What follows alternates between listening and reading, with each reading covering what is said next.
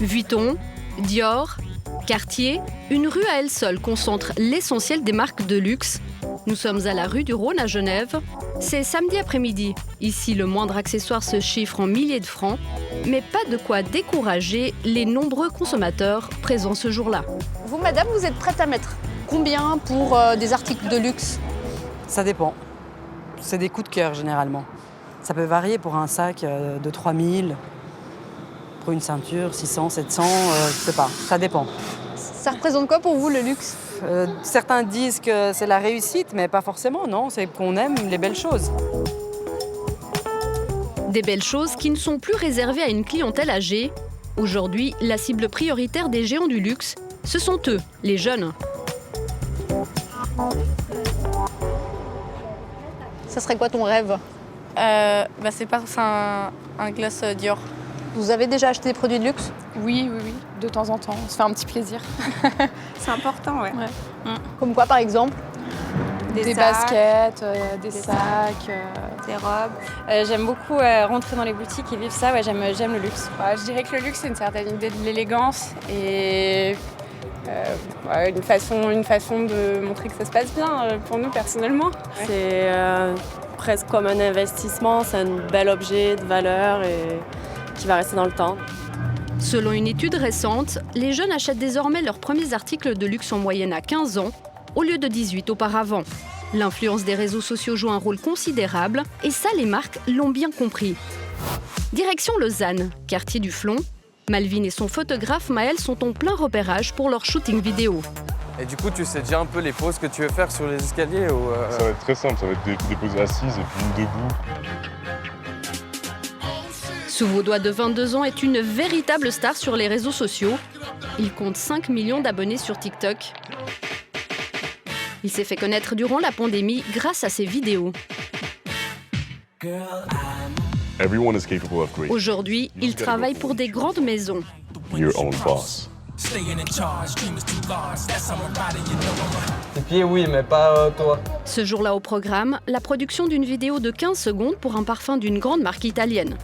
On a de la peine à trouver un lieu en fait esthétique qui va aussi un peu avec, on va dire, l'image de la marque d'Armani et puis ce qui a été demandé dans le brief. Donc, dans le brief, ça a été demandé en milieu urbain. Alors franchement, c'est un honneur.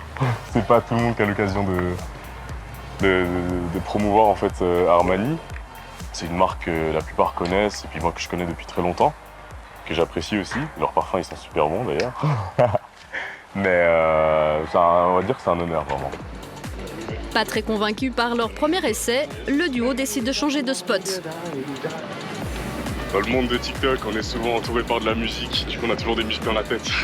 C'est pas facile. Toujours à chanter, toujours à danser. Merci. Bonne journée les gars. Les abonnés de ce TikToker se trouvent en Suisse, mais surtout à l'étranger. États-Unis, Brésil, France ou encore Allemagne. Une aubaine pour les marques, elles ciblent ainsi une importante communauté jeune et connectée pour un budget bien inférieur à un traditionnel spot publicitaire diffusé en TV. Mais niveau argent, c'est top secret. Ni Armani ni Malvin ne communiquent des chiffres. Selon nos calculs, pour sa vidéo de 15 secondes, il pourrait toucher entre 5 et 10 000 francs. Bien peu de choses pour une grande marque, mais une belle somme pour Malvin, même s'il doit rémunérer son photographe et son agent. Trop bien, c'est bon. Alors mon revenu principal, c'est les réseaux sociaux, oui. Et ça me permet de vivre normalement, vivre bien, de pouvoir un petit peu voyager de temps à autre. Et c'est plutôt une belle vie.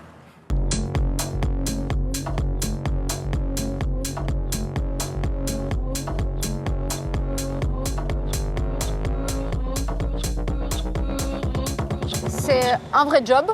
C'est un vrai job, ouais. Ça, à 100%. À 100% parce qu'il y a beaucoup de production derrière. Ça prend du temps, ça prend de l'énergie mentale. Et après, il y a ce stress aussi qui vient à cause de cette inconstance de revenus, justement. Et c'est plein de choses qu'il faut gérer. Aujourd'hui, une présence sur le digital est presque incontournable pour les géants du luxe. Mais encore faut-il comprendre certains codes. Selon cette experte en marketing, fidéliser les moins de 25 ans est un vrai défi. Si on prend la tranche génération Z et maintenant les plus jeunes, c'est des zappeurs. Donc comment les empêcher de zapper, d'aller sur une autre marque et finalement être tous sauf un client fidèle sur le long terme. Grâce au digital, on peut les intégrer finalement ou leur donner l'impression qu'on les intègre dans le processus créatif, on leur demande leur avis. Donc si on leur demande leur avis et qu'ils sont attachés déjà à une marque, ils ont un peu l'impression de faire partie de cette marque et donc à terme d'être beaucoup plus fidèles.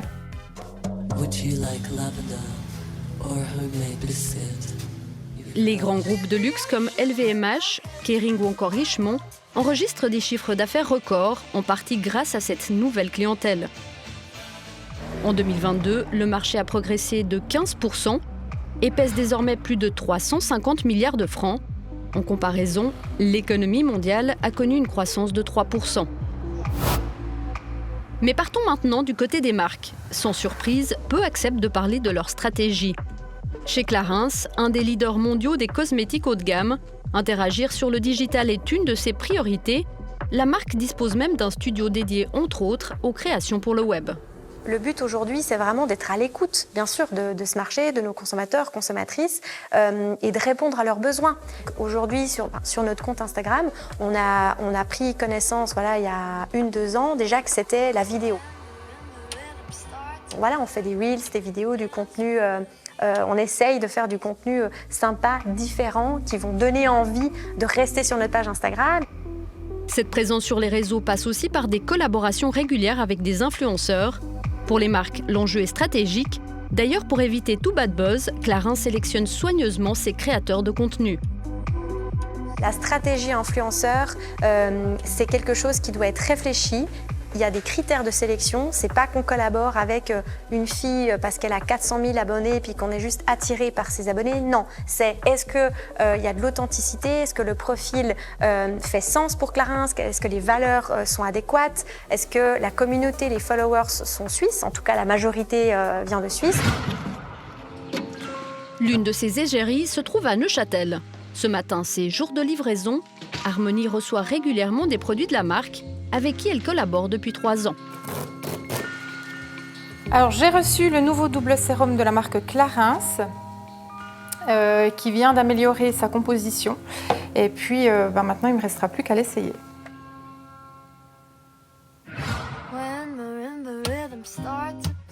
Harmonie est une experte des réseaux sociaux.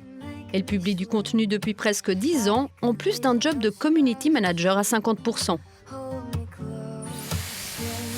Pour la production, elle peut compter sur l'aide de son mari François. Ce jour-là, il tourne une vidéo pour un nouveau fer à boucler. Ouais, c'est beau, j'ai fait un flou à la fin. Cool.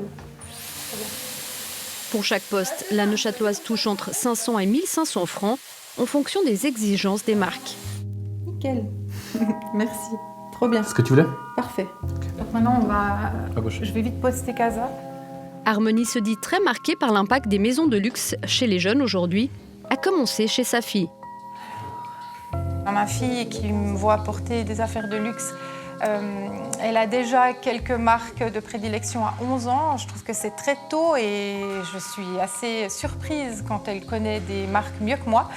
Et puis c'est vrai que typiquement, elle aime maintenant, elle a envie de porter un sac et donc on lui a offert pour son Noël un sac Longchamp. Donc on va quand même on va quand même lui offrir des choses plutôt de qualité qu'elle va pouvoir garder. Mais je pense, oui, qu'elle sera forcément influencée par mes envies, mes achats, mes goûts. Enfin, ça me semble assez logique. La croissance du marché du luxe n'est pas prête de s'arrêter, selon les experts du secteur. Reste la question du poids économique que représentent les articles de luxe pour le budget des jeunes et de leurs familles.